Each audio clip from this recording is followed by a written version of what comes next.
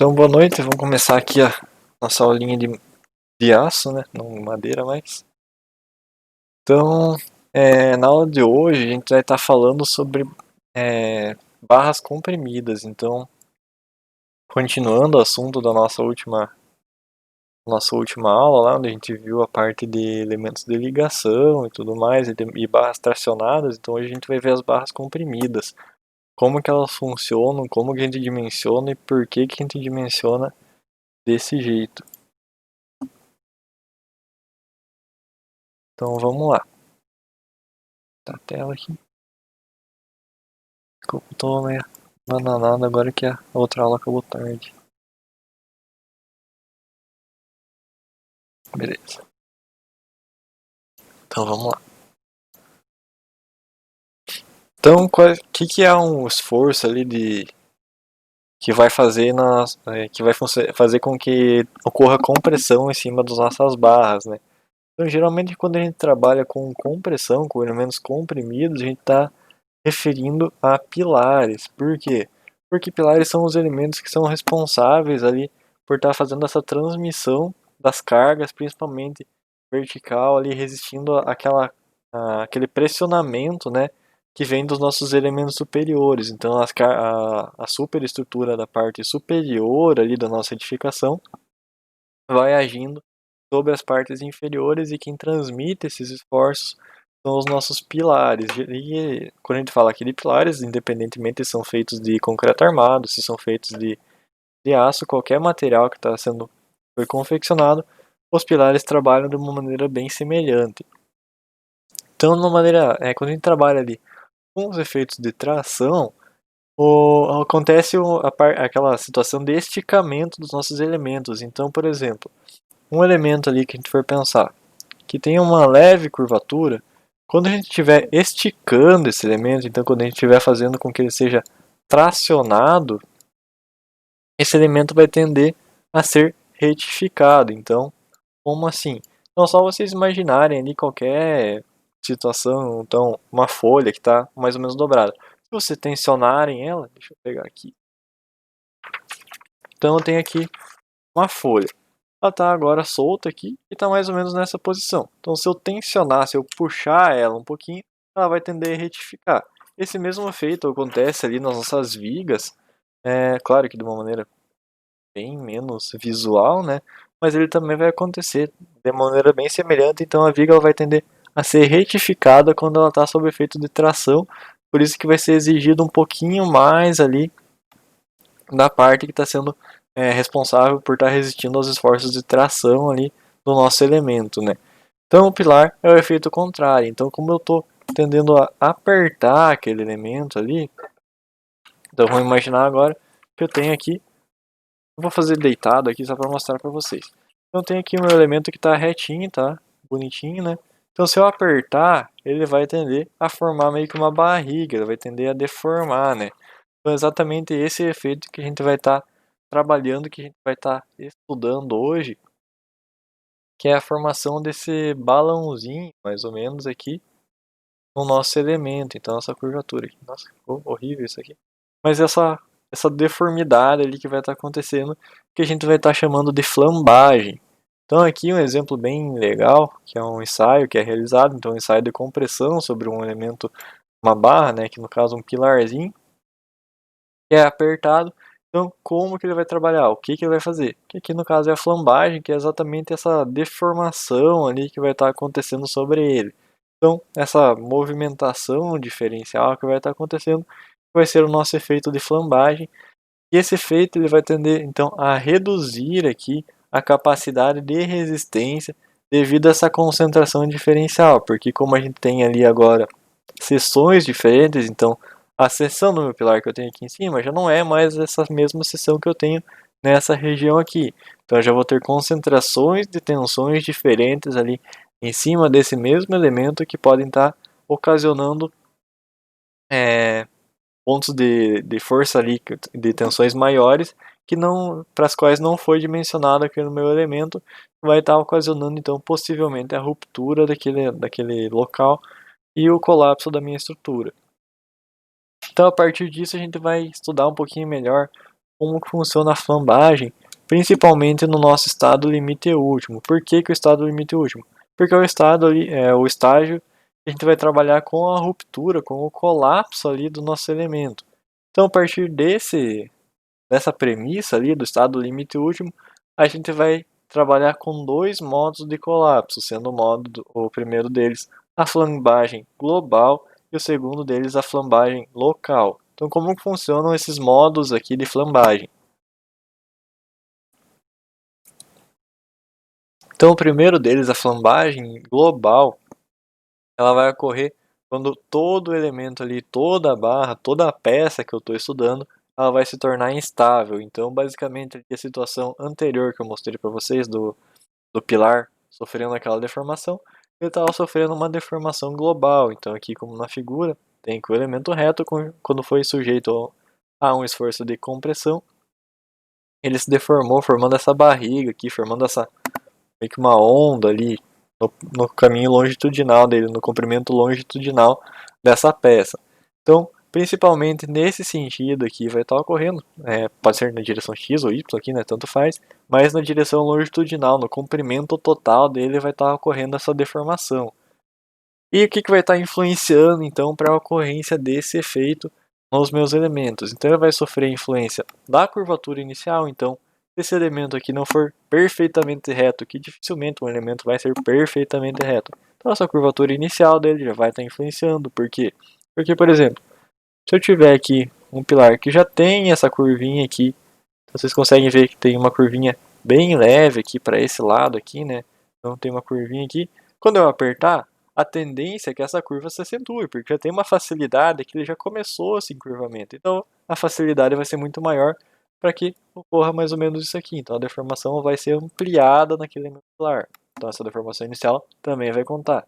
Condições de entorno, se está travado, se não está travado, se está revestido, está revestido. Então, os tipos de engaste. Então tudo isso vai estar influenciando ali também. E as tensões residuais, então os tipos de tensão que são aplicados, se tem alguma deformidade que é resultante daquelas tensões que não deveriam estar correndo ali. Então tudo isso também vai estar relacionado aqui, vai estar sendo levado em consideração quando a gente estiver trabalhando com a flambagem global. E eu tenho também a minha flambagem local. O que ela vai ser? Então, quando eu tenho aqui os elementos que compõem um perfil metálico, então vocês lembram lá, a gente trabalha aqui com estruturas metálicas, a gente tem os diversos perfis. Então aqui, por exemplo, tem um perfil em I, ou um perfil em H, tanto faz. Qualquer um dos dois, vai ser a mesma situação. Então eu tenho aqui, dentro desse perfil, eu tenho principalmente três elementos. Vai ser esse primeiro elemento aqui, esse segundo elemento e esse terceiro elemento aqui. Então, se eu tiver uma flambagem em um desses elementos, eu vou estar chamando isso de flambagem local. Então, aqui nessa figura fica um pouco mais fácil de vocês verem. Então eu tenho aqui o meu elemento retificado e as abas dele aqui estão sofrendo o efeito de flambagem. Então não é o elemento como um todo. Se fosse um elemento como um todo, teria mais ou menos esse comportamento. Então a barriga seria aqui para baixo, né? Se for imaginar. Mas não, é a parte da seção transversal aqui, um elemento da seção transversal que está sofrendo uma deformação. Pode ser as abas, pode ser a alma, tanto faz, qualquer dos elementos. O importante é que não é o elemento como um todo, não é ali a minha peça inteira que está sofrendo flambagem. É um dos elementos, é um dos componentes aqui que está sofrendo esse efeito de flambagem, por isso que ela é chamada, na verdade, de flambagem local, porque ela não é a global, não ocorre no todo do meu elemento. E o que influencia então essa flambagem local, ali, essa flambagem de um dos meus elementos, de um ou mais dos elementos da minha seção transversal? Vai ser influenciada principalmente pelas condições de entorno que eu vou ter ali, então também se é travado, se não é travado, se é revestido, se não é revestido. Então tudo isso também vai estar relacionado ali, e também aquelas tensões residuais, a mesma situação que eu comentei aqui em cima para vocês. Então também isso aqui vai estar influenciando ali a flambagem local. Então como que acontece ali essa flambagem local? É bem importante porque ela é um processo bem chatinho, vocês vão ver depois, e acaba ocorrendo, a gente tem que entender bem certinho o como que ela ocorre. Então ela pode ocorrer aqui em uma ou mais placas da seção transversal. Então, por exemplo, ela pode estar ocorrendo aqui nessa parte superior, aqui na borda superior do meu elemento. Então, se fosse aqui, estivesse ocorrendo isso aqui, ou aqui na parte de baixo também pode ocorrer em um ou mais. Mas é importante que ela não ocorra no elemento, ela não faça esse dobramento aqui do elemento, ela faz localmente aqui, localizado nas minhas abas, ou pode estar ocorrendo aqui também. E ela vai formar essas semi-ondas, que fica melhor de visualizar aqui. Ela vai formar, então ela não forma um padrão de onda aqui, um padrão ondulatório 100% perfeito, mas ela vai formar essas deformações aqui, diferente dessa única aqui que a gente vai ter na flambagem global. Então ela forma essas semi-ondas longitudinais ao longo aqui dos meus elementos, mantendo o eixo na mesma posição. Então não está deslocando o meu elemento do eixo. Como ele está preso aqui, ele vai permanecer preso, não desloca. Então ele vai formando aquelas ondulações, aquelas semi-ondulações ao decorrer de toda essa parte superficial aqui. E essa flambagem local aqui, para facilitar, na verdade, o nosso entendimento sobre ela, a gente pode estar classificando, então, esses elementos da seção transversal aqui, principalmente em duas partes. São os elementos apoiados livres, em que apenas uma das bordas do elemento é fixa ou vinculada e a outra é livre. O que quer dizer isso, então? Então vamos estar observando aqui. Opa, está invertido na verdade. Então só vou mostrar aqui o que é o apoiado. Então apoiado. Então ambas as bordas longitudinais do elemento são apoiadas ou vinculadas. Então o que quer dizer isso agora? Vamos explicar com mais calma. Então se ela é apoiada e ambas as bordas estão apoiadas, o que vai acontecer? Então vocês vão estar visualizando aqui. Então esse elemento aqui está na vertical. Então ele está ligado tanto na parte de baixo quanto na parte de cima. Isso quer dizer que ele está apoiado em ambas as bordas. Então ele é um elemento apoiado. Por quê? Porque ele tem ligação nas duas extremidades dele, nas duas extremidades em que ele está ligado. Diferente, por exemplo, desses outros elementos aqui. Então, se vocês forem visualizar, esses elementos horizontais aqui, eles só estão ligados por uma parte. Então, observem agora só a parte transversal. Esqueçam, por enquanto, a longitudinal aqui. Então, se vocês forem olhar aqui, eles só estão ligados nessa partezinha aqui. A parte superior deles está livre. Não tem nada ligado aqui. Por isso que eles vão ser considerados elementos apoiados livres. Por quê? Porque eu só tenho a ligação sendo realizada em um dos lados. Eu só tenho um ponto de ligação. Um ponto vinculado ou fixo. E a outra extremidade deles é livre. Então, por isso que esses elementos vão ser considerados apoiados livres. Por que isso é importante? Por que isso é importante? Porque mais para frente vai ter considerações de cálculo que são vinculadas a isso, ao perfil e à quantidade aqui, ao tipo de vinculamento que a gente tem nessa situação. Então a parte teórica, praticamente, da nossa aula é bem curtinha hoje, que a gente tem bastante a parte de cálculo, que é bem, não vou dizer difícil ali, mas acaba sendo bem pertinho. A gente já vai começar ela agora. Eu vou mostrar algumas considerações ali do que vai estar acontecendo, como que vai estar acontecendo para vocês.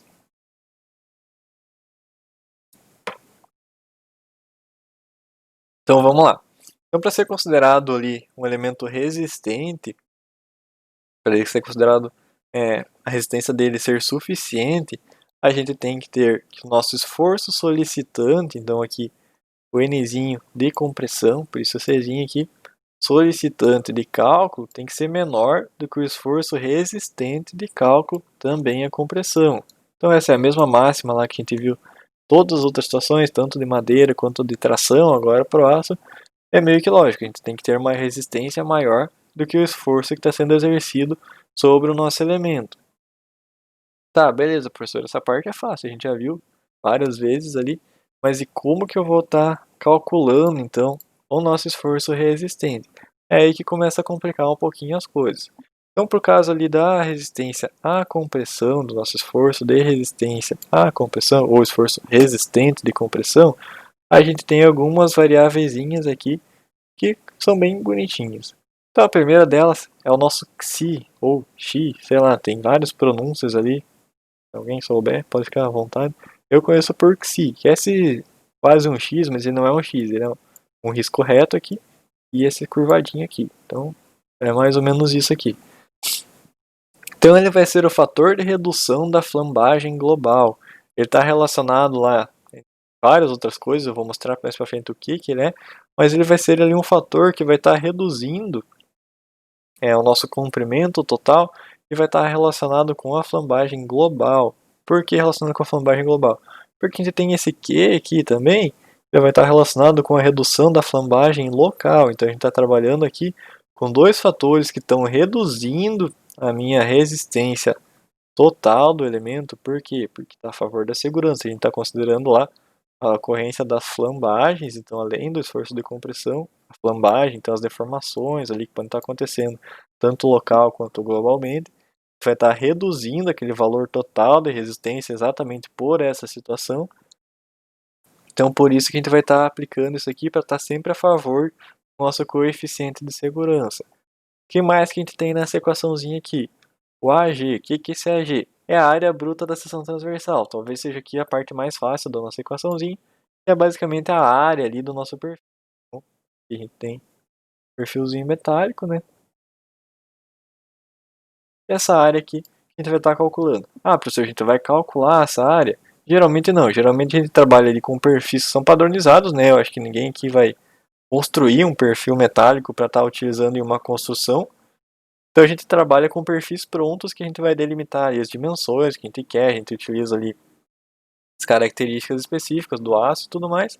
A gente trabalha então com perfis ali mais padronizados, então essa área aqui geralmente é fornecida, então a gente não precisa ir lá trabalhar com integral e tudo mais para estar utilizando isso aqui. Por que integral, professor? Porque esses cantinhos aqui não são retos, eles são arredondados, então o único jeito de encontrar isso aqui é realizando integrais ali, que eu sei que vocês gostam bastante, mas a gente consegue ter essa facilidade ali um pouquinho maior, a gente consegue esses valores tabelados ali, que eu vou mostrar para vocês também como que é mais fácil de obter.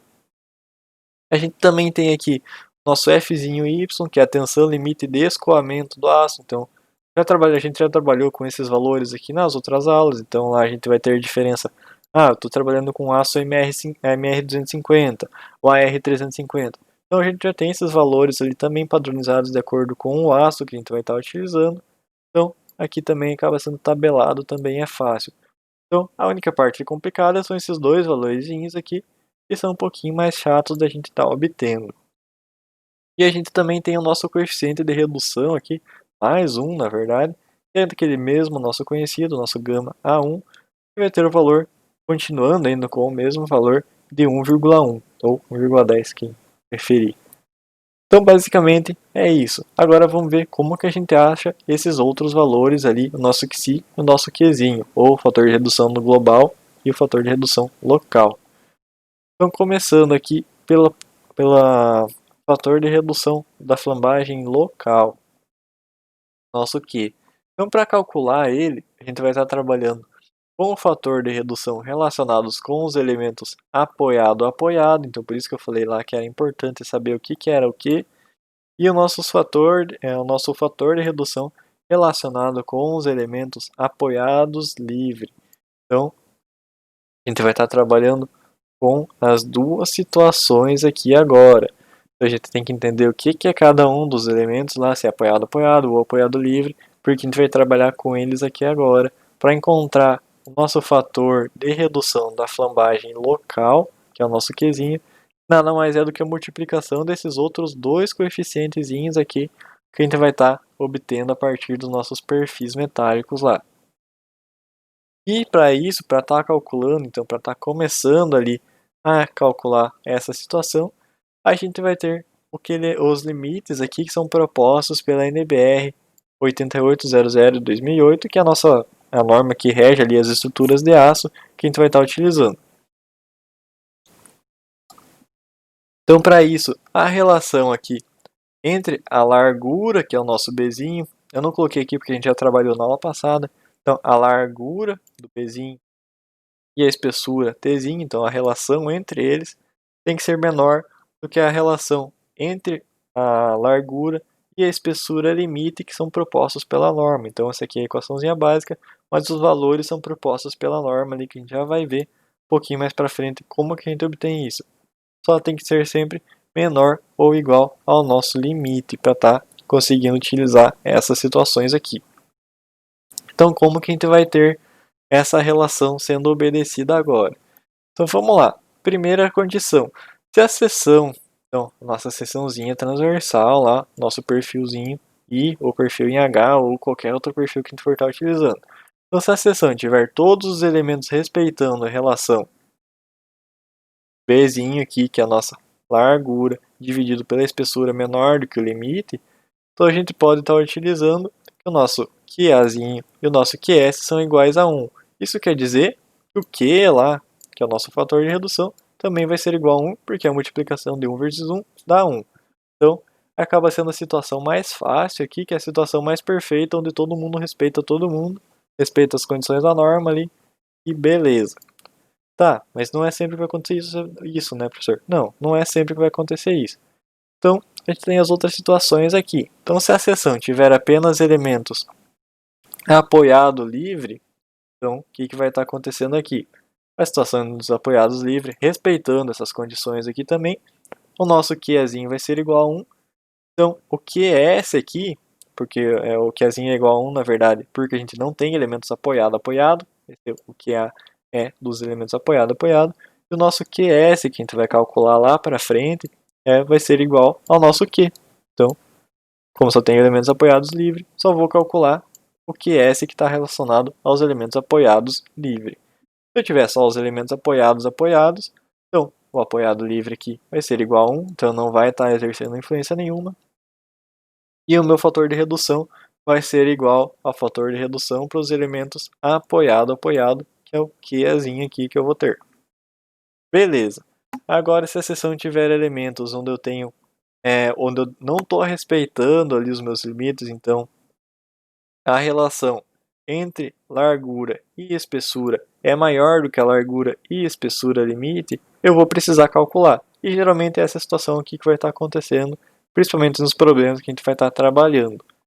Então é aí que começa a ficar bonita a brincadeira.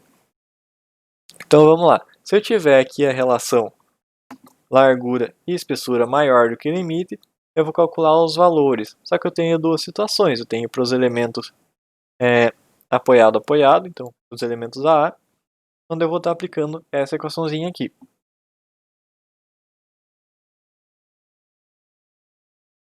Então nessa equaçãozinha o que eu vou ter? Vou ter a minha área efetiva, fazinho EF aqui, que é o nosso conhecido já, dividido pela minha área bruta da seção, que é o AGzinho aqui que a gente já viu, para estar obtendo o valor do fator de redução para os elementos apoiado. Beleza. Até aí é fácil, professor, só que como que eu encontro então essa área efetiva? Aí que a gente vem para essa outra equaçãozinha aqui. Então a área efetiva vai ser igual à área bruta, então a nossa soma total ali da seção transversal, né, dos elementos aqui. A área total ali, menos o somatório, então, da largura bruta, o Bzinho, menos a largura efetiva multiplicado pela espessura. Então é aí que começa a ficar um pouquinho mais chato. Por quê? Porque acaba sendo bem chatinho de estar calculando isso aqui. Então vamos lá. Está calculando aqui agora a largura total aqui, menos a largura efetiva, multiplicando aqui pela espessura, que é o nosso Tzinho. Então esse aqui seria o B, esse aqui seria o Tzinho. Beleza. Tá, professor, mas agora eu preciso calcular ainda esse Bzinho efetivo. O que é a largura efetiva? Sim, você vai precisar calcular isso aqui. Então é conta dentro de conta, dentro de conta, dentro de conta, para estar calculando lá o nosso valor final do fator de redução. Então como que eu calculo esse tal da largura efetiva ali, professor? Então você vai utilizar essa equaçãozinha bem simples aqui, bem facinho de resolver. Brincando, não é tão simples aqui, nem facinho de estar resolvendo, mas não é nada impossível também. Então, a gente tem aqui a constante 1,92, que vai estar multiplicando a espessura ali do meu elemento. Lembrando aqui que é só para os elementos apoiado, então aqui trabalhei com elementos de pé, né? Só desenhar para vocês.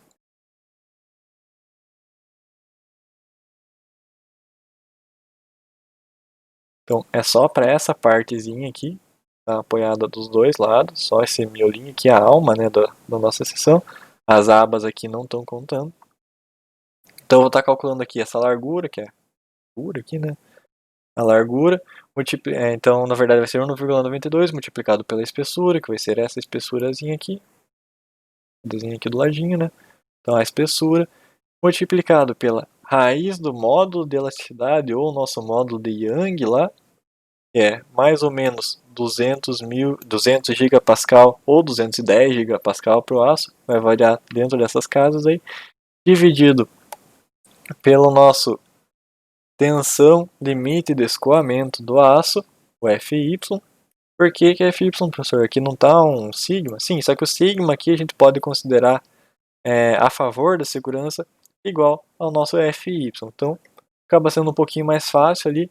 Vai ser o módulo da elasticidade dividido pelo limite da tensão do escoamento, pela tensão limite do escoamento, multiplicando, então, aqui está dentro do... Isso aqui é tudo uma multiplicação só. Por 1 menos o quê? Menos esse CAzinho aqui, que vai ser igual a 0,38 para as seções tubulares retangulares e 0,34 para as demais situações. Então, esse aqui que é importante para a gente. O 0,38 e o 0,34. Quando que a gente vai estar utilizando cada um deles. Beleza. Dividido novamente aqui pela largura, dividido pela espessura. Então, tomar bastante cuidado aqui quando estiver fazendo esses cálculozinhos. Multiplicado mais uma vez aqui pelo módulo de elasticidade, o módulo de Young lá, dividido pelo nosso Fzinho Y, que é o limite da tensão de escoamento do nosso aço. Então aqui são equações bem trabalhosinhas, a gente tem que estar tomando cuidado quando for fazer ali, principalmente prestando atenção aonde que vai cada valor, para não gerar problema depois, porque como comentei, é equação, dentro da equação, dentro da equação, dentro da equação, para achar o valor final. Tá, professor, mas agora acabou, né? Não, porque aqui, eu só apagar essa outra parte aqui também. Eu ia cobrir, mas cobriu. Então, beleza. Agora, dentro dessa outra parte aqui, como que a gente vai calcular nosso largura pela espessura limite, que eu estou falando aqui, a gente ainda não viu como que calcula. Então, a gente vai estar utilizando isso aqui.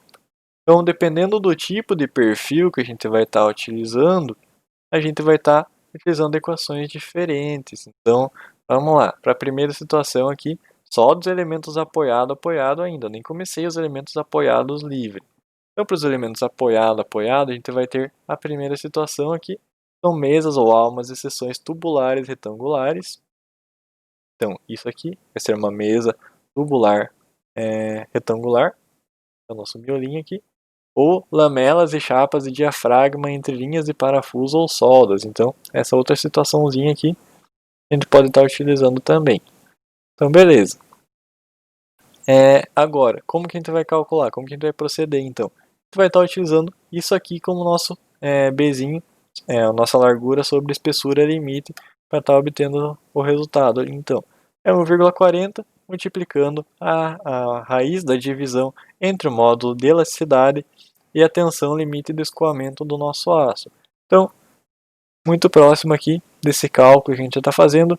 Geralmente, como que eu gosto de trabalhar? Eu já trabalho isso aqui como constante, então eu já faço o cálculo disso aqui, porque vai ser o mesmo por todos os meus cálculos lá. Encontrei determinado valor. Já anoto esse valor que eu vou utilizar em diversas situações, não só aqui, vocês vão ver mais para frente a gente também vai estar utilizando. Então acaba sendo bem conveniente, acaba facilitando um pouquinho estar trabalhando desse jeito. Agora, se as minhas almas forem de seções I, H ou U, mesas com almas de seção caixão, ou todos os demais integrantes que não estão contidos aqui dentro do meu elemento 1. Então, vai ser essa situaçãozinha aqui. Então, por exemplo, aqui eu não tenho seção vazada. Tenho aqui a seção em I normal, né? Então, a alma aqui do meu elemento vai estar contida nessa seção. Desculpa, me embananei aqui. Então, se eu tenho um perfil em I ou um perfil em H, eu vou estar utilizando essa condição aqui. Por quê? Porque é a nossa alma do elemento. Então, essa parte aqui vai estar estruturando nossa seção transversal que a gente vai estar utilizando. E a partir disso, a gente vai ter as dimensões aqui de espessura do elemento e de largura do nosso elemento, que eu sei que aqui parece a altura, mas é a largura. Só vocês imaginarem ele deitadinho ali. Deitadinho aqui. Essa aqui vai ser a nossa largura do elemento, então o Bzinho. E aqui seria a espessura do elemento, então separando ali para ficar um pouquinho mais visual. Ou também nessas outras condições que são um pouco menos usuais, então uma seção aqui onde a gente tem uma parede retangular, então a gente pode estar utilizando também essa condição aqui, ou também um perfil U aqui, pode estar utilizando para estar calculando essa seçãozinha aqui. Então ele está utilizando a partir disso essa equaçãozinha, 1,49. Vocês podem ver que só muda a constante que está multiplicando ali. Por isso que eu falei que é bem conveniente calcular já esse valor aqui e deixar ele separadinho para a gente estar adotando. Então beleza. A partir disso, professor, acabou? Não, agora a gente só está começando a parte ali dos nossos elementos de alma apoiada livre. Então, como que a gente vai trabalhar agora também? Então, ainda aqui dentro dessa condição, se a nossa relação for maior do que a nossa relação limite, a gente vai trabalhar agora com os elementos apoiados livres. Professor, como assim? A gente vai trabalhar com as duas condições? Sim, porque se vocês forem imaginar lá, a gente tem aqui o nosso perfil I, né? Então, dentro desse perfil I, eu vou ter as duas situações. Então, eu tenho esse elemento de pezinho aqui, que ele está apoiado. Eu tenho esses dois outros elementos aqui, que eles são apoiados livres. Então, eles só estão ligados por um dos lados. Então, a parte superior deles é livre e a parte inferior deles está ligada. A parte inferior desse está livre e a parte superior dele está ligada. Então, só estão ligados em um ponto. Então, eu tenho as duas situações. Eu tenho os elementos apoiado e eu tenho os elementos apoiado livre. Então, sim, eu vou ter que fazer o cálculo para as duas situações. Então, acaba sendo bem chatinho. E aqui, novamente, eu vou ter a tabelinha lá que é fornecida pela norma. Essa tabelinha tem ali no material didático de vocês. Está com uma resolução meio ruim, mas se vocês quiserem é só procurar na norma, ela está mais bonitinha. E vocês vão estar obtendo, então, essas condições aqui. Então vamos lá, vamos partir direto aqui para a nossa condição que é mais usual. Então o que a gente vai estar utilizando agora? Então a gente tem aqui as nossas seções diferenciadas. Então vamos lá, vamos ver aqui para a situação 4. Então a gente vai estar utilizando a seção 4 para mesas de seções IHTOU laminadas, ou abas de cantoneiras e tudo mais, projetadas de seções IHTOU laminadas ou soldadas, ou chapas projetadas de seções IHTOU laminadas ou soldadas também. Então como que a gente vai estar fazendo o cálculo a partir disso aqui? A gente vai estar fazendo essas considerações aqui. Por exemplo, aqui agora a nossa largura vai estar relacionada com essa partezinha aqui, não inteira na verdade.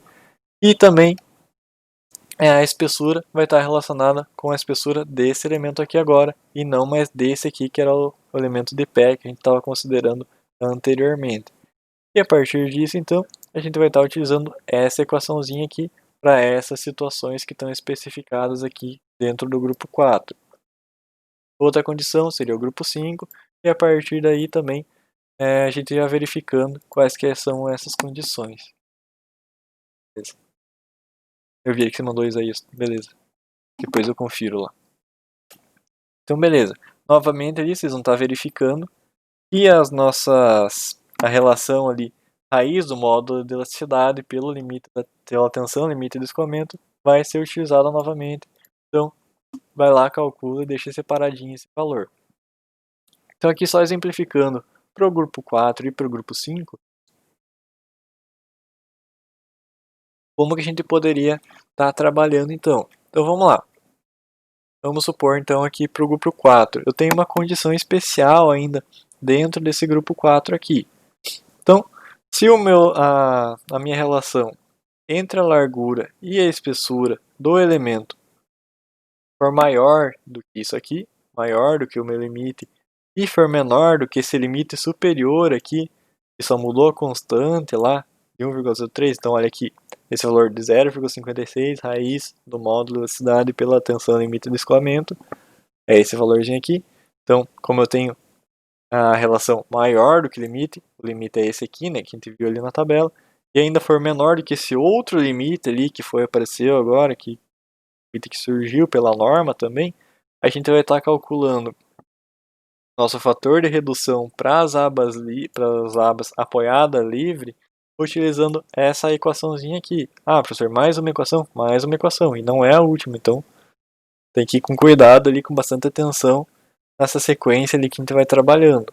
Então, a partir disso, a gente também vai estar utilizando aqui essa constante, 1,415, diminuindo, subtraindo 0,64 pela relação novamente largura e espessura, multiplicando agora a raiz aqui inversa. Então toma cuidado, a tensão limite de escoamento dividido pelo módulo de elasticidade do nosso metal, do nosso aço agora que a gente vai estar trabalhando. Então é só tomar cuidado aqui para essa condição específica. E se a relação aqui, a largura e a espessura for muito maior então do que a nossa espessura, do que o limite aqui, então é maior ainda do que aquele limite superior aqui que foi proposto agora novamente pela norma, então ele é muito maior do que 1,03 multiplicado aqui. Então a gente vai estar utilizando essa outra condiçãozinha aqui, essa outra equaçãozinha. Mais uma equação, mais uma. Então vamos lá, o que vai estar utilizando essa equação aqui para estar calculando o nosso fator de redução das abas apoiada livre. Então a gente vai estar utilizando 0,69 multiplicando pelo módulo de elasticidade, dividindo pela multiplicação entre a tensão limite de escoamento, multiplicando pela relação largura e espessura elevado ao quadrado. Então acaba complicando um pouquinho ali, porque tem mais 2, 3 equações, mas nada demais. Agora vamos lá para o grupo 5 também, que tem outra situação específica. Então vamos lá.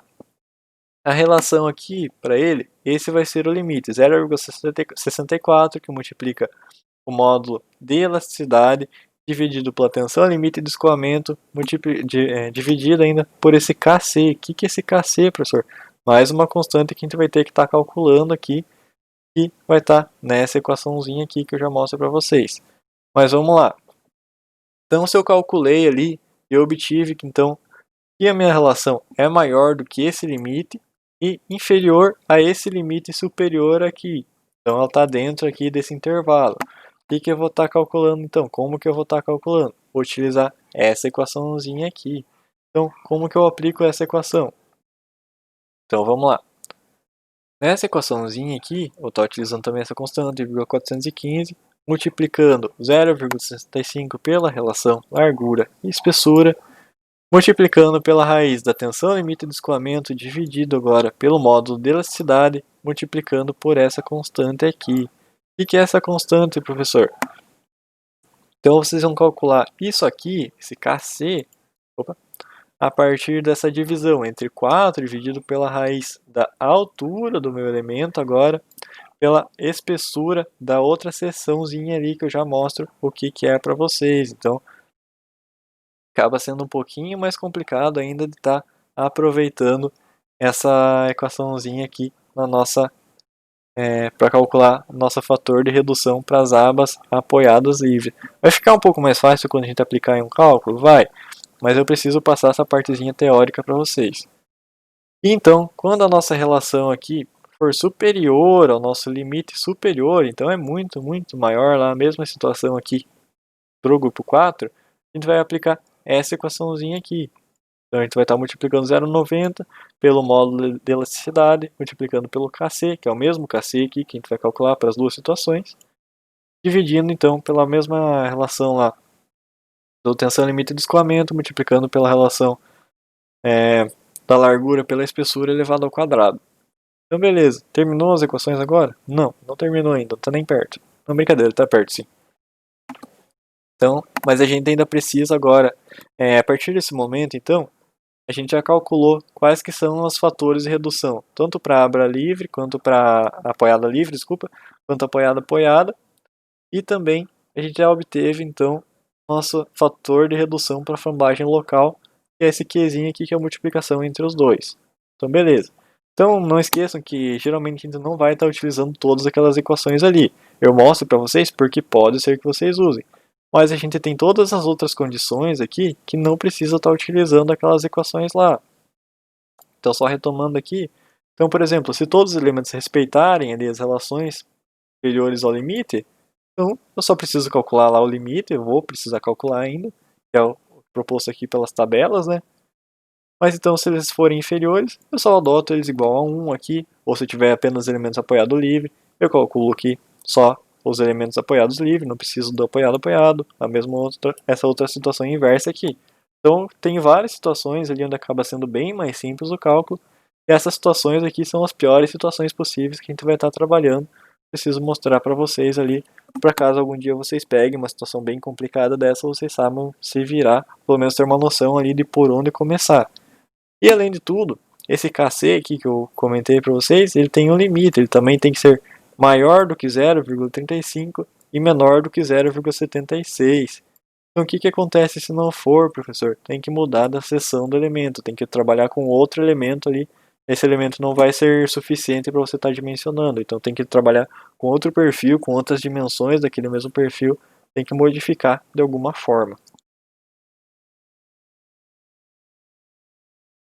Beleza, o que mais que a gente tem para hoje? A gente tem mais essa situaçãozinha aqui, mais essa equação que a gente vai estar trabalhando. Agora é para calcular o índice de esbeltez reduzido. Então como que a gente vai calcular o índice de esbeltez reduzido? Desculpa, primeiro a gente vai para que a gente vai calcular o índice de esbeltez reduzido? Para a gente estar calculando o fator de redução da flambagem global, que é o nosso xi lá que eu comentei com vocês. Então para calcular ele, a gente vai verificar se o fator, o índice de esbeltez reduzido for maior do que 1,5, a gente vai estar aplicando nessa equaçãozinha aqui. E se ele for menor ou igual a 1,5, a gente vai estar aplicando nessa outra equaçãozinha aqui. Então é bem mais simples, tá?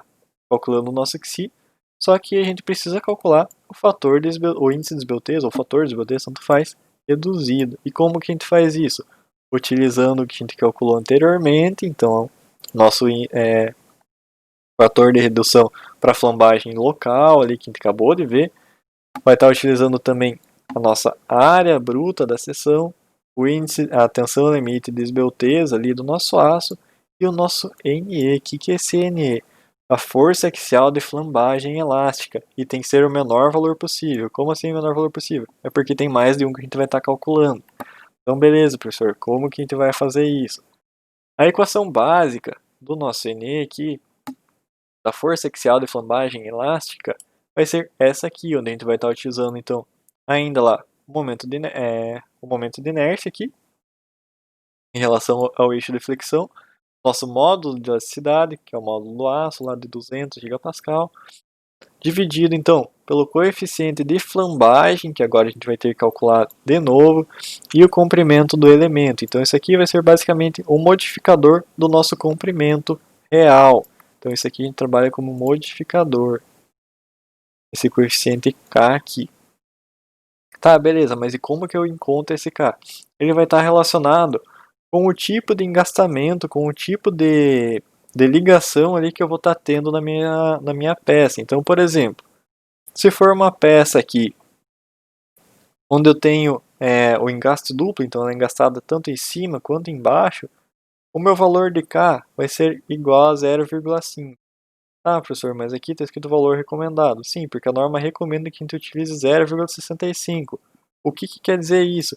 A gente pode estar utilizando 0,65, mas é melhor que a gente utilize 0,65 para estar amparado pela norma a favor da segurança. Por que a favor da segurança? Porque aqui, como a gente está numa divisão, quanto maior for esse valor aqui na parte de baixo da nossa equação, menor vai ser a nossa resistência. Então, menor vai ser a força axial de flambagem elástica e mais a favor da segurança a gente vai estar. Então, quanto maior o K, melhor, mais a favor da segurança. Então, aqui eu tenho as diversas combinações. Então, engastado, engaste livre, engaste com rótula. Então, aqui depende da situação mesmo, a gente vai ter que verificar situação por situação, como que aquele elemento vai estar trabalhando, para estar obtendo então o valor do nosso K. Por sorte ele é tabelado, então fica bem mais simples estar inserindo ele aqui e obtendo o valor da nossa força axial de flambagem elástica. Sim, eu fico voltando aqui porque eu não lembro de cabeça o nome completo daquilo ali. Força axial de flambagem elástica. Então, beleza. Qual outra situação que a gente vai ter aqui? Quando a gente tem nos nossos elementos a gente não vai estar trabalhando ali com a flambagem no elemento inteiro. Então, por exemplo, eu posso estar trabalhando só com a flambagem desse local até esse local aqui. Então, eu posso estar trabalhando com essa condição específica. Apareceu o aviso de má qualidade de rede. Se cair, alguém me avisa aí. Então, beleza. A gente pode estar trabalhando aqui com elementos isolados aqui de comprimento. Então, por exemplo, eu tenho essas outras condições aqui para estar calculando os valores teóricos de cá. Então, de acordo com cada situação aqui, eu vou estar verificando também. E vou estar utilizando os valores, preferencialmente utilizando os valores recomendados, então, do meu limite aqui. Então, por exemplo, se eu tenho um pilar aqui, que é um pilar engastado com rotação livre aqui, eu vou estar utilizando ele com o comprimento aqui avulso de 2. Então, meu casinho aqui vai ser igual a 2 ou preferencialmente igual a 2,1. Ah, professor, mas e como que eu vou saber então quando está utilizando? Essas tabelas aqui elas são complementares. Essa aqui só continua essa tabelinha anterior aqui então. Então aqui, essa situação aqui que eu desenhei, essa mesma situação aqui, ó. O que essa tabela está mostrando aqui para a gente? Aquilo que eu tinha comentado com vocês. Então, esses valores aqui de K que a gente está calculando são valores de modificação do comprimento real. Então, ele está dizendo que para essa situação aqui, onde eu tenho um engaste e uma rotação livre, uma rótula aqui na verdade, então ele está dizendo que esse comprimento de flambagem que eu vou estar trabalhando é a mesma coisa que eu trabalhar com 2 vezes o comprimento. Então, como se isso aqui fosse o meu elemento real. Então, é o modificador do comprimento ali que eu vou estar utilizando. Então, é mais ou menos nessa situação que vocês vão estar trabalhando. Tá, professor, terminou agora?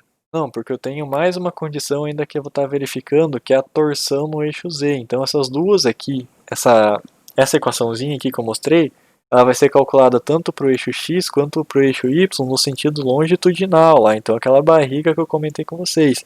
Mas eu tenho ainda a torção que vai estar acontecendo. Então, pode ser que o meu pilar ali esteja efetivamente sendo torcido. Então, eu vou estar verificando também essa condição para o eixo Z. E para isso eu vou estar utilizando essa equaçãozinha bonita aqui. Novamente, mais uma equação que não é uma equação muito simples, né?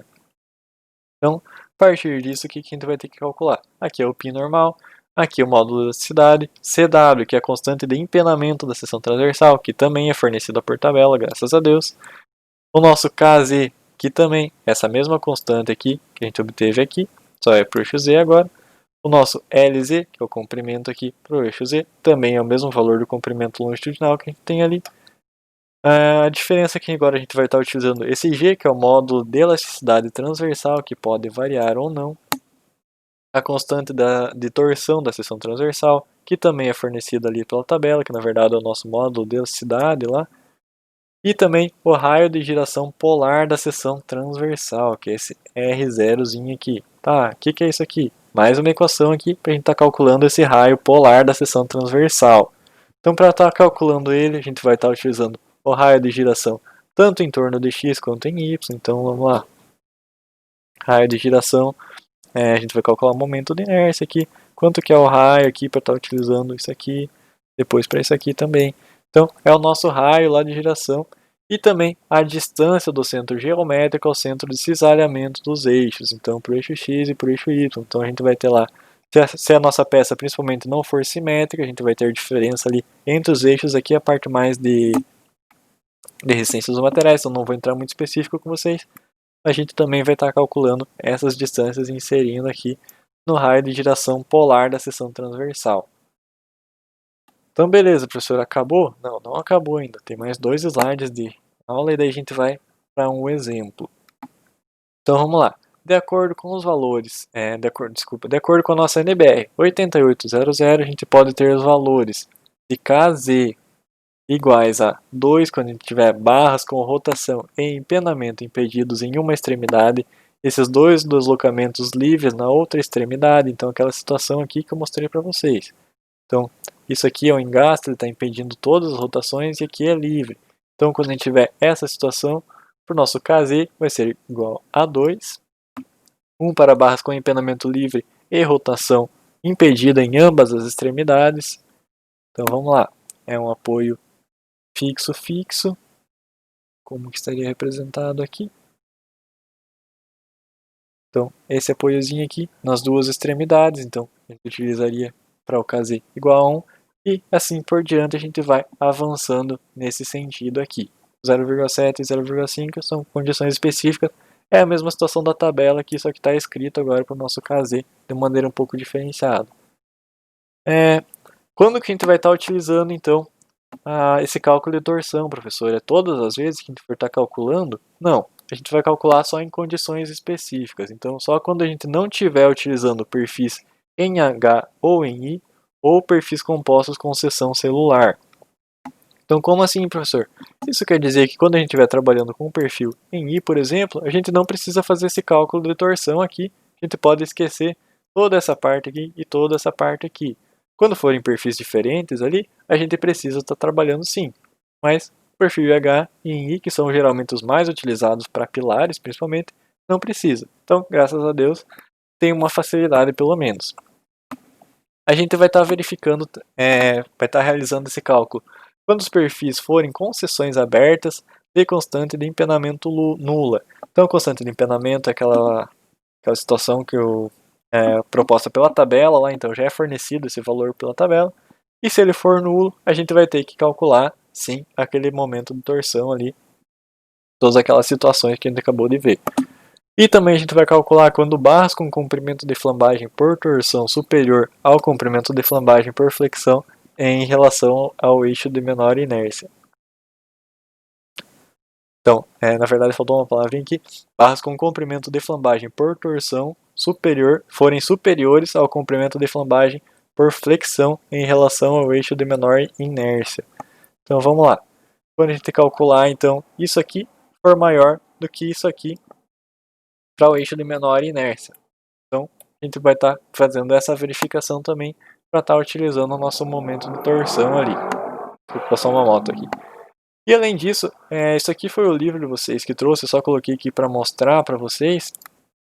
E a gente tem também a situação para o estado limite de serviço, que geralmente a gente acaba não utilizando tanto, mas a gente tem essa verificação que pode estar sendo realizada aqui. A gente vai estar utilizando aqui a nossa coeficiente, o nosso modificador do comprimento, dividido pelo nosso raio de giração ali. E a gente vai estar calculando o nosso índice de esbelteza aqui. E para o estado limite de serviço, ele estabelece que tem que ser menor, esse valor aqui que a gente vai obter, tem que ser menor do que 200 para a gente poder estar atendendo as condições da norma. Se for maior do que 200, não atendeu, a gente não pode estar utilizando aquele elemento ali, tem que utilizar outro elemento, calculando outro elemento. Então vamos lá, vamos para o nosso cálculo. Apareceu tudo de uma vez e aqui não era para ter aparecido, mas não tem problema, vamos lá.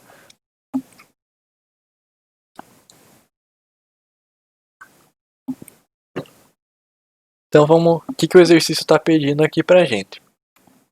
Então dimensione um pilar com perfil I, perfil aqui um W150 por 13, em aço AR350 de um galpão, sujeito a um esforço de compressão de 200 kN, sendo o pilar birrotulado, isso aqui é uma informação bem importante, com 2,4 metros de comprimento. Então vamos lá, o que a gente precisa a partir disso? A primeira coisa que a gente tem que fazer ali quando a gente pega um exercício semelhante a esse. Primeira coisa, a gente tem que ir lá e consultar essa tabela. Que tabela é essa, professor? É uma tabela que eu vou passar ali para vocês, vocês encontram bem facilmente também. Mas é uma tabela que eu utilizo da Gerdau. Então a gente tem ali já os perfis que são propostos ali nessa tabela. A gente pode estar utilizando os valores que são fornecidos a partir desses perfis. Geralmente é assim que é utilizado mesmo. Essa tabela é feita exatamente para isso, porque são índices que são utilizados todas as vezes, eles não variam. Então o que a gente pode obter? A primeira coisa a partir disso. Na verdade, a primeira coisa... Desculpa, tá passando bastante mal. A primeira coisa que a gente vai estar utilizando é que o nosso aço é um AR50. Então daqui a gente já pode extrair a primeira informação. Então a primeira informação que a gente tem dele é que a tensão limite do escoamento é de 35 MPa, relativa a isso aqui exatamente.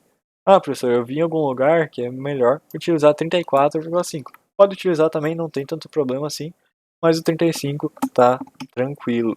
Então aqui, a partir daqui que a gente vai obter essas informações. Se vocês procurarem lá colocar informações aço AR350, vocês vão achar também as outras condições ali, tensão limite de ruptura.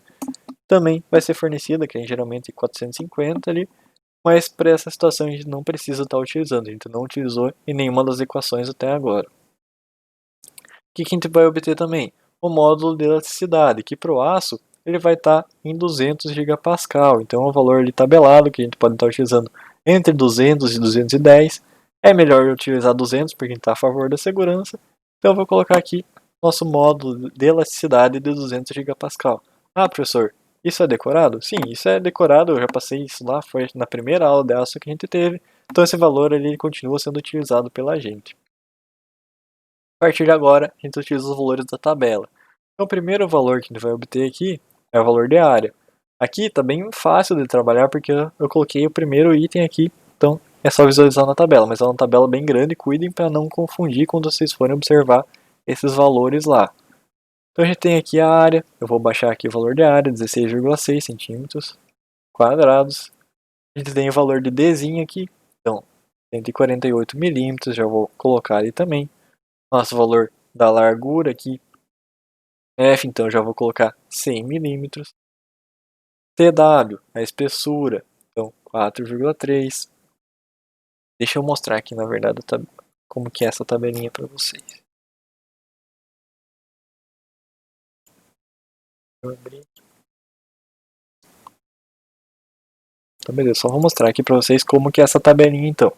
Então aqui ela já vai dar algumas informações para a gente. Então, eu estou trabalhando só com o perfil I aqui, perfil I e H, na verdade, que são a mesma coisa praticamente. Então ele já dá aqui mais ou menos um gabarito para a gente do que a gente vai estar visualizando. Então ali quando eu estou falando o BF, por exemplo, é a largura dessa parte aqui, então todo esse elemento aqui. O TF, a espessura dessa partezinha aqui, das abas na verdade. TW, quando eu estou trabalhando com a alma.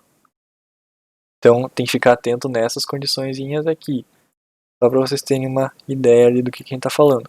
Ah, o professor falou que tem que cuidar. Por quê? Porque olha a tabela aqui como que ela é. Então é muito facinho aqui de se perder nesses valores. Tem que estar ali com uma régua bem certinho, com calma, fazendo procurando essas informações. Então só voltando aqui.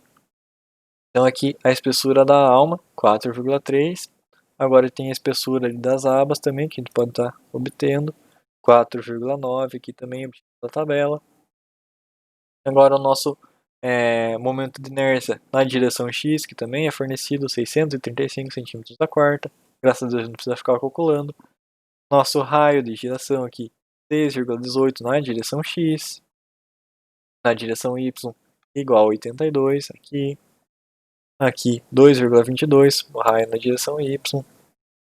CW, aqui está o nosso CW, 4,181 centímetros a sexta agora. Então, já está calculadinho aqui para a gente também. Nosso J, o que vai ser o nosso J? Vai ser esse valorzinho aqui, esse IT que está fornecido na tabela. Então, isso aqui é importante vocês estarem atentos, porque é esse valor que a gente vai estar utilizando aqui. Vai ser igual ao nosso J lá que apareceu na equação. Então, 1,72. E além disso aqui, na tabela a gente tem o valorzinho da H. O que é o valorzinho da H? Deixa eu mostrar de novo ali.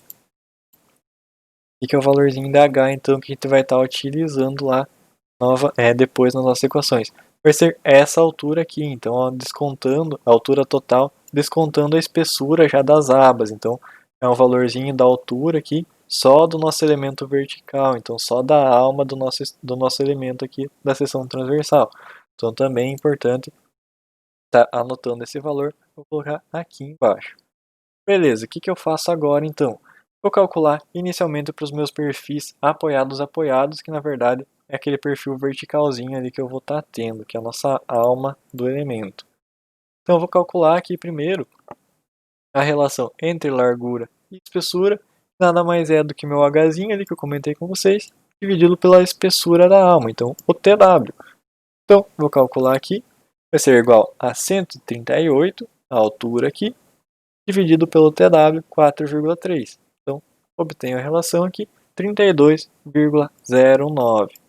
Beleza, professor. Só isso? Por enquanto, sim. Agora eu vou calcular os meus valores de limite. Então, vamos lá. Como que eu vou calcular o valor de limite? Deixa eu voltar aqui para você.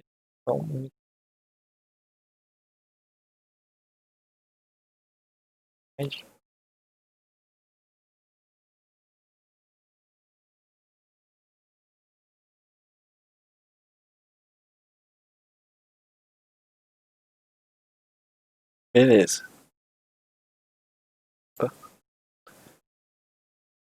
Então vamos lá. Como eu estou trabalhando ali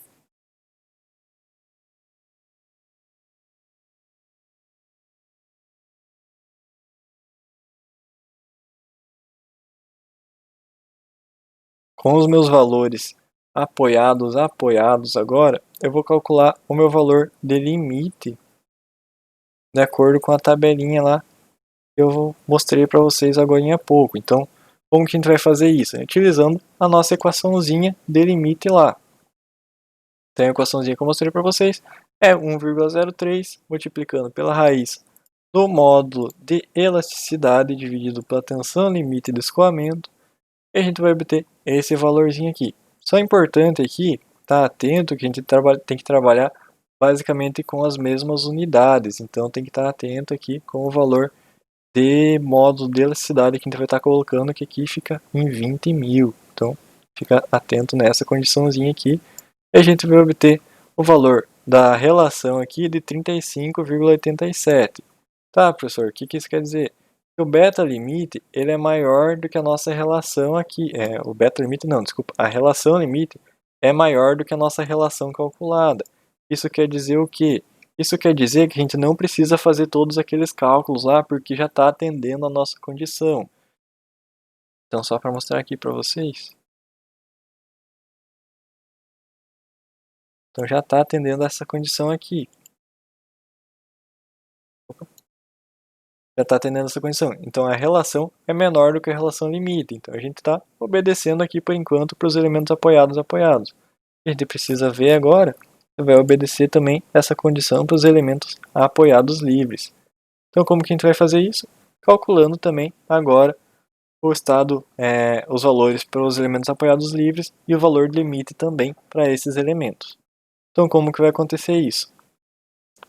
Nosso elemento apoiado livre agora, o que vai estar acontecendo então? A gente vai estar utilizando o valor de BF, que é o nosso valorzinho ali da largura da parte de baixo das abas, né, que eu mostrei para vocês, dividido por 2. Por que dividido por 2? Porque vocês lembram ali do desenho que está na tabela, é só metade ali daquela largura que a gente vai estar utilizando, dividido pela espessura da aba, que é o nosso TF.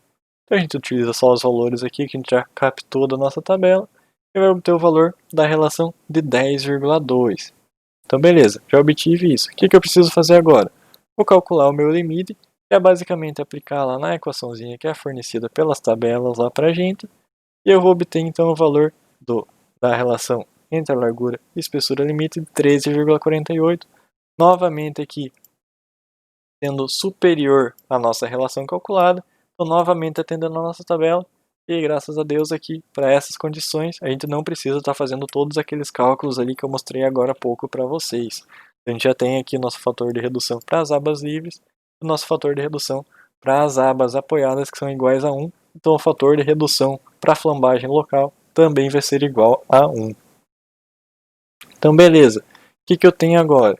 Então agora ali, como o nosso elemento ele é simétrico, então é um perfil I, né? Então tem aqui o eixo dele, e ambos os lados, se cortar, são iguais, então nosso Kx e Ky vão ser iguais, e eles são iguais a 1. Então acaba facilitando bastante quando a gente trabalha com elementos simétricos. Então a gente pode estar calculando ali o nosso esforço localizado lá, a partir dessa equaçãozinha aqui, para o eixo x e para o eixo y. Precisa calcular os dois? Precisa calcular os dois, porque são condições diferentes aqui que vocês não estão visualizando, né, que a gente obteve ali a partir da tabela. Então vamos lá, para o eixo x, o que eu vou ter aqui? Eu vou estar utilizando o módulo de elasticidade aqui, vou estar aplicando também meu momento de inércia em x, vou estar dividindo por 1 aqui, que foi o valor que a gente obteve lá a partir de nossas tabelas. Por quê? Porque é um elemento birrotulado. Então, a partir de um elemento birrotulado, eu vou lá verificar na tabela. Vou mostrar aqui a tabela para vocês, não sei porque eu não coloquei aqui. Então, vou mostrar aqui a tabela.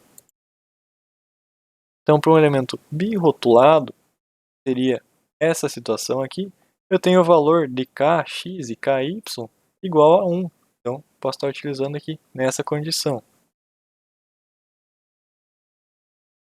Beleza. Então, eu vou estar utilizando ali o valor de Kx igual a 1. Ok, então eu vou inserir aqui, vou estar utilizando nosso comprimento aqui de 2,4 aqui em centímetros, porque é o que eu estou trabalhando aqui em cima, e vou obter então o valor de 2.176,11 kN para o eixo X. Agora eu preciso calcular também para o eixo Y, então a mesma equaçãozinha aqui, só vou estar modificando o valor do momento de inércia, e se fosse o caso, não é porque é um limite simétrico, o valor para o eixo Y também. Então, vamos lá. A partir disso, eu vou obter o valor de 281,01 kN. Tá, professor? Eu calculei os dois. E agora? Agora vocês vão lembrar lá que eu falei que a gente tem que pegar o menor desses dois valores. Então, para x eu obtive 2.176 e para y 281. Então, é esse o valor que eu vou estar utilizando a partir de agora. É o menor valor entre os dois que eu calculei. Se tivesse que calcular a torção lá, também seria o menor entre os três valores a partir disso. Então, a partir de agora, o que eu vou estar fazendo? É bem complicadinho, tem que ir fazendo passo a passo ali, seguindo bem devagarzinho, bem com calma. O que eu vou estar fazendo agora? Vou estar calculando o índice de esbeltez ali da minha situação. Então, eu vou estar utilizando o Qzinho que eu calculei anteriormente, que eu acabei de calcular. Vou estar utilizando a área da minha seção, que aqui é a área bruta, foi a área fornecida aqui, não foi modificada por nada. Multiplicando pela tensão limite de escoamento e dividindo pelo menor valor que a gente acabou de encontrar, que é o 281 aqui no slide anterior. Então beleza, vamos resolver essa equaçãozinha.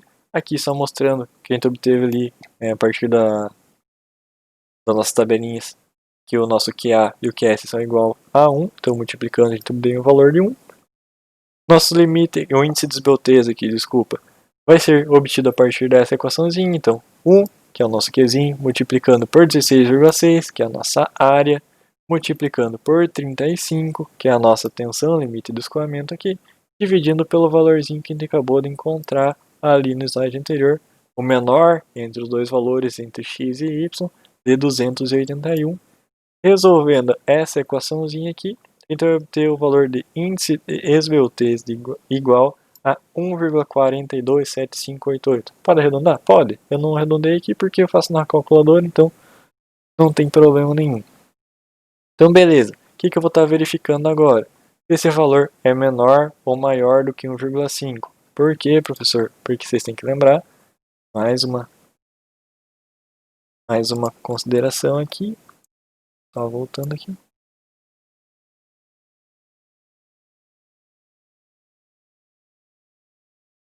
Aqui.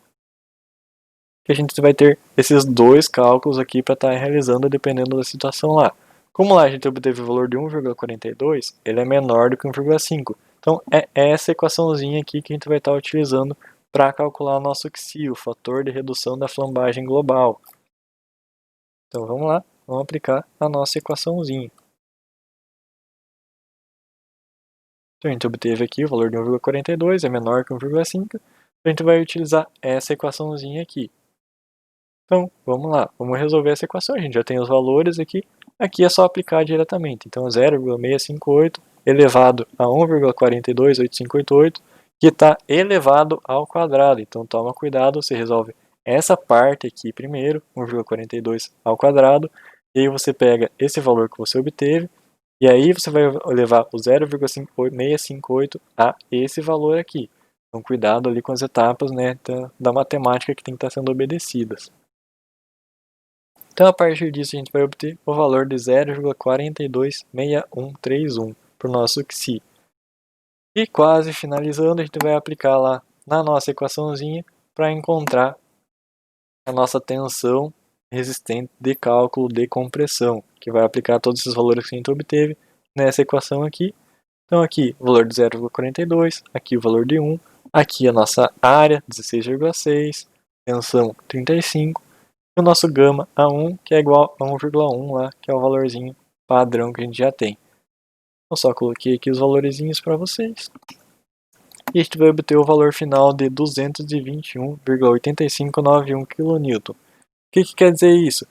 Que a nossa seção resiste a esse esforço de compressão de 200 kN que foi proposto aqui para essa situação. Então beleza, isso quer dizer que o meu elemento ali é suficiente para estar atendendo a minha tensão que vai estar sendo exercida sobre ele. E tá beleza, não preciso mudar de perfil, não preciso refazer todos esses cálculos. Então é isso, pessoal.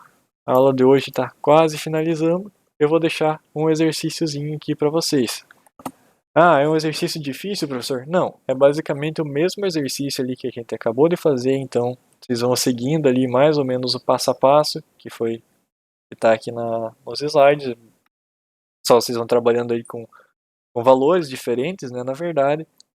E vocês vão entregar pelo Forms novamente lá, em outro Forms, na verdade, esse outro link aqui que eu vou deixar com vocês, até o dia 2/6. Tá, professor, mas como que eu vou achar os valores lá? Então aqui eu deixei o link para vocês obterem aquela tabela, essa mesma tabela ali que eu mostrei para vocês, que vocês vão então pegando aqueles valores ali, tanto todos os valores que eu deixei aqui, esses valores aqui que eu fui descrevendo, vocês vão obter a partir dessa tabela aqui. Não, a nossa disciplina, a disciplina de madeira, ela não tem parte prática. Aqueles 300 pontos lá do AVA, que o professor Fabiano comentou, são só para as disciplinas que têm carga horária prática. Então aqui não conta, na verdade. Aqui continua a matéria normal, a pontuação normal da matéria. Mas não se preocupem, né? Ninguém tá com nota ruim nem nada, tá tranquilo. Só fazer os trabalhinhos aqui que tá sossegado.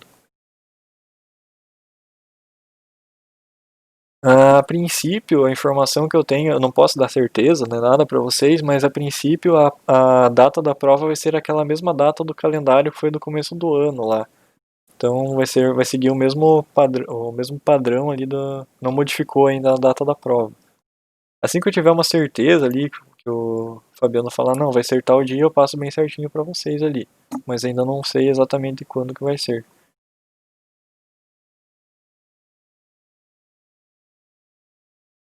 Então beleza, pessoal, por hoje era isso que eu tinha para falar para vocês.